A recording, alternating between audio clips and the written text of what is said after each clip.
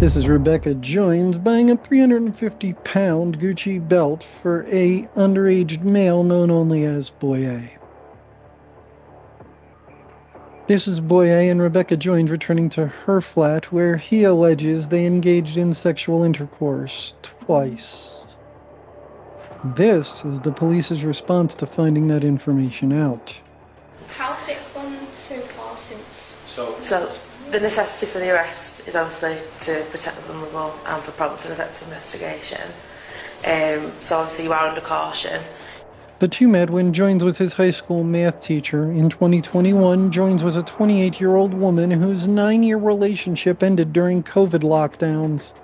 This is when Boy A started flirting with his teacher, which happens to young teachers all the time.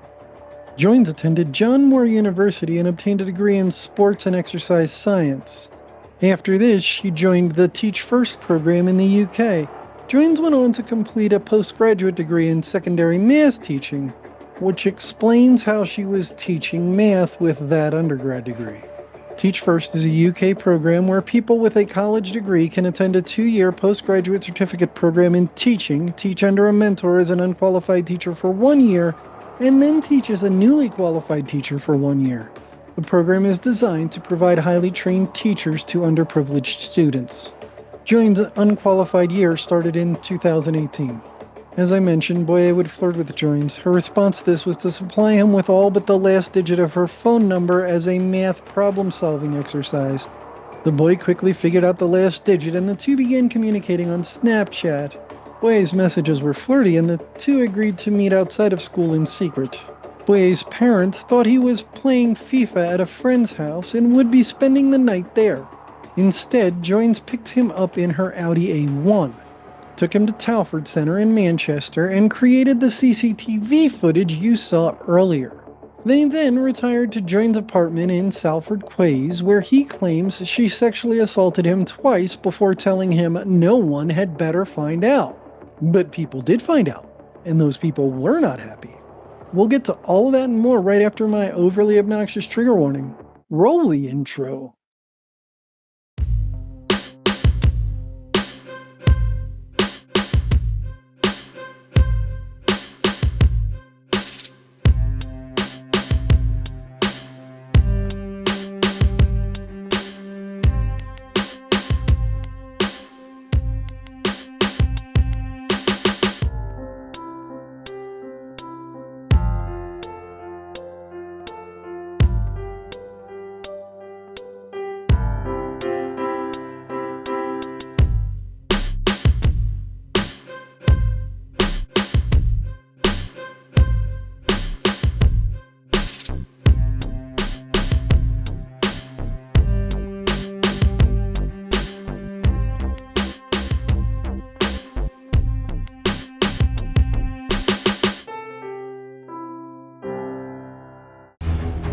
As Joynes was Boy A's math teacher at the time of the assault, she falls into the second category.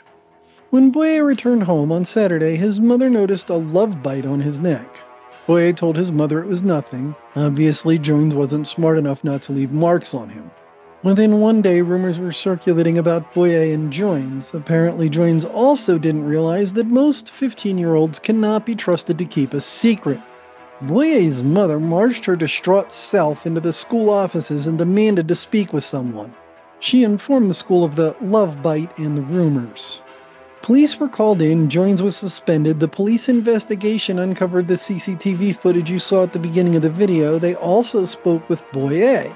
This is where they learned of the sexual assault allegations. So, police arrested Joynes, creating the body cam footage you saw at the beginning.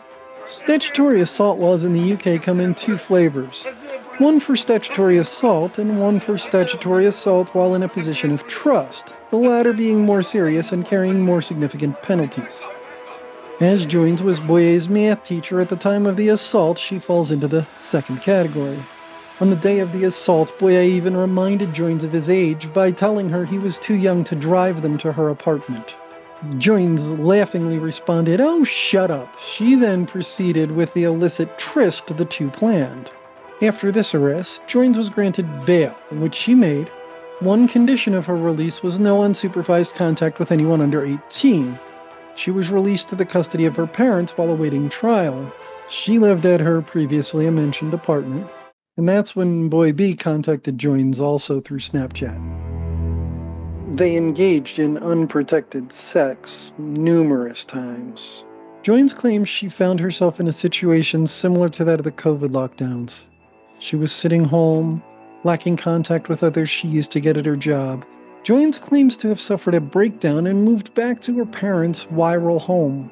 Sitting home with little human contact and even less opportunity for conversation with supportive people, she became lonely. Then she received a Snapchat from Boy B. The relationship with Boy B escalated quickly to him visiting her at her apartment.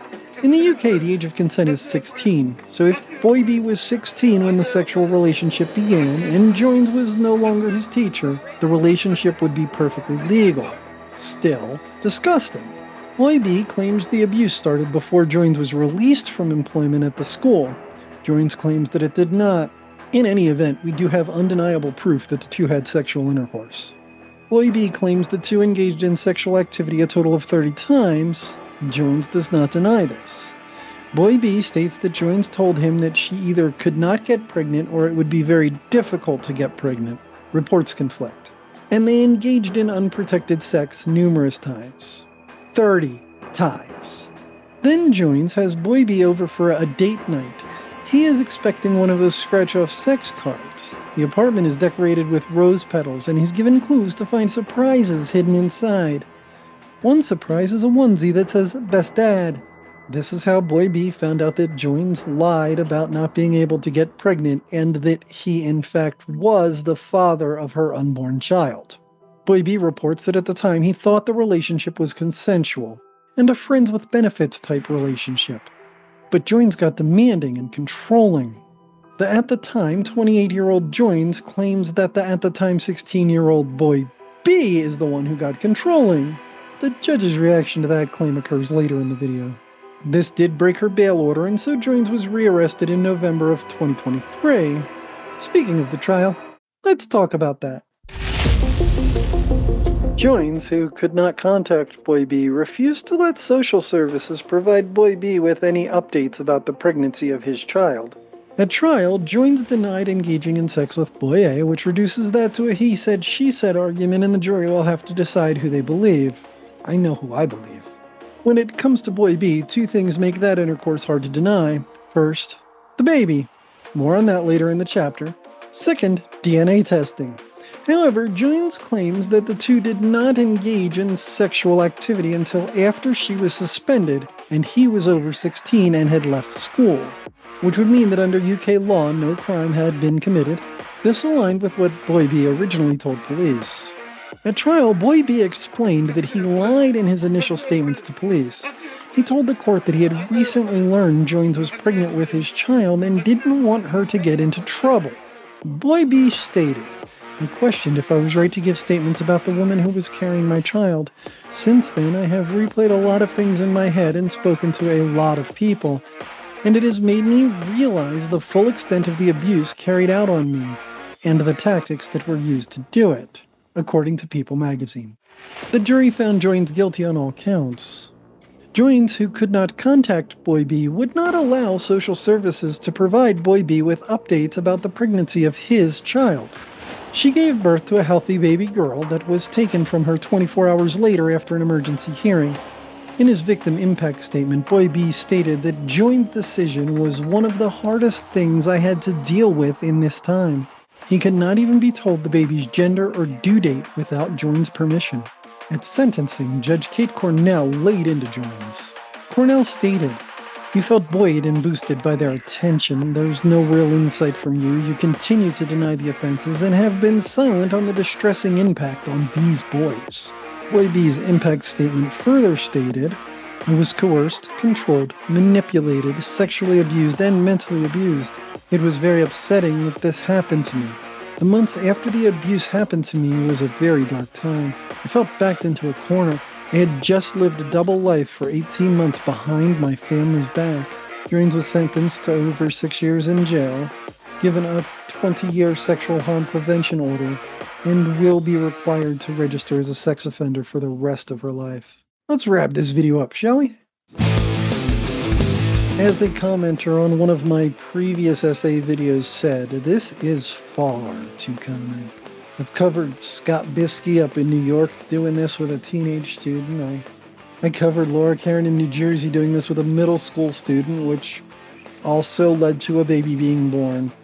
And I covered Stephen Zappi, who did this on a U.S. military base in Germany with elementary school students.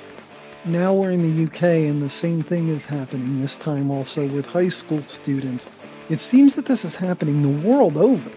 This raises a lot of questions like, how do we fix this? Is there a way to stop this? Is there any way we can prevent this from happening, or at least decrease how often it happens? Ultimately, I don't have the answers to any of those questions. If you have ideas, I'd love to hear them. Leave a comment and tell me about them.